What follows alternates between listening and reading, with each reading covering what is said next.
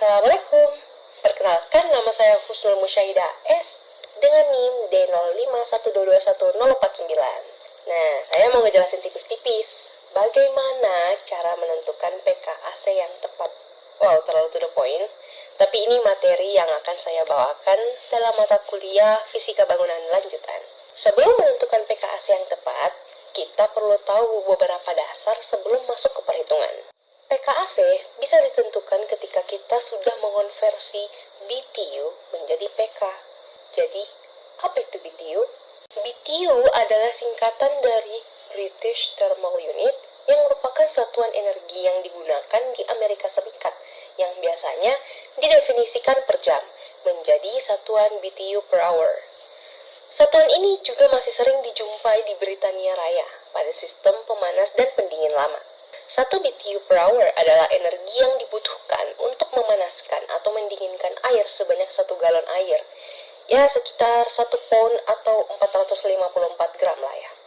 Agar temperaturnya naik atau turun sebesar 1 derajat Fahrenheit dalam 1 jam. Terus apa hubungannya dengan AC? BTU menyatakan kemampuan mengurangi panas atau mendinginkan ruangan dengan luas dan kondisi tertentu selama 1 jam. Jadi, BTU ini tadi dikonversi ke PK. PK adalah singkatan dari bahasa Belanda, Adelkracht, yang artinya tenaga kuda, atau bahasa Inggrisnya HP, horsepower, di mana 1 PK sama dengan 735,5 watt per jam, atau setara 0,986 HP. L dikali W kali H kali I kali E per 60. Semuanya dalam satuan kaki ya. I, insulation factor, faktor isolasi yang mewakili seberapa baik ruangan terisolasi, dan E adalah exposure, di mana faktor paparan sinar matahari yang mencerminkan jumlah panas dari sinar matahari.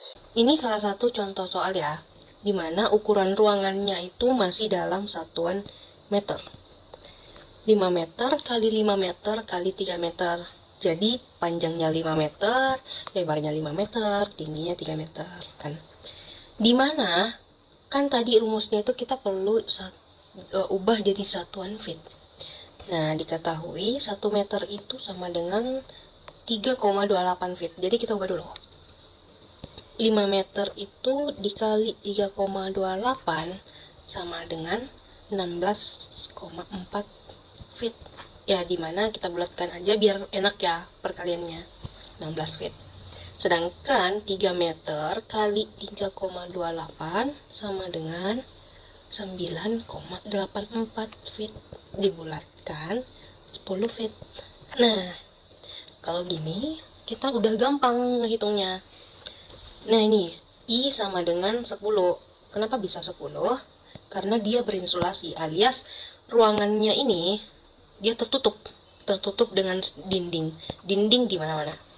Kalau dia tidak, kalau misal ruangannya itu ada yang nggak berdinding gitu. Nah, I-nya ini dia jadi 18. I-nya ini jadi 18.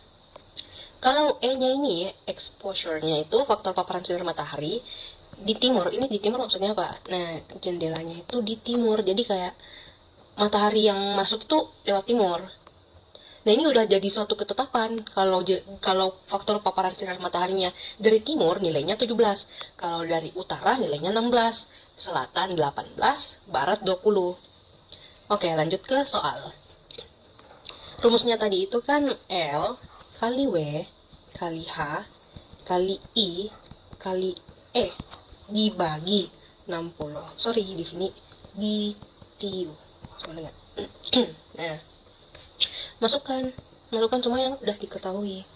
L-nya 16 kali 16 kali 10 kali 10 kali 17 per 60 dapat 435.200 bagi 60. Coret-coret sisa 7.253 BTU. Nah, ini setelah dapat ini kan, ya udah kita tentukan lagi apa PK-nya. Gitu, simpel kan? Kita lihat nih di PK-nya berdasarkan tabel-tabel kapasitas AC. Itu kan ada 7.000 BTU. poin kedua. Nah, ternyata kapasitas aslinya itu 3/4 PK. Ya udah, kita pakai AC tipe 3/4 PK. Jangan salah pilih, nanti kepanasan. Dadah!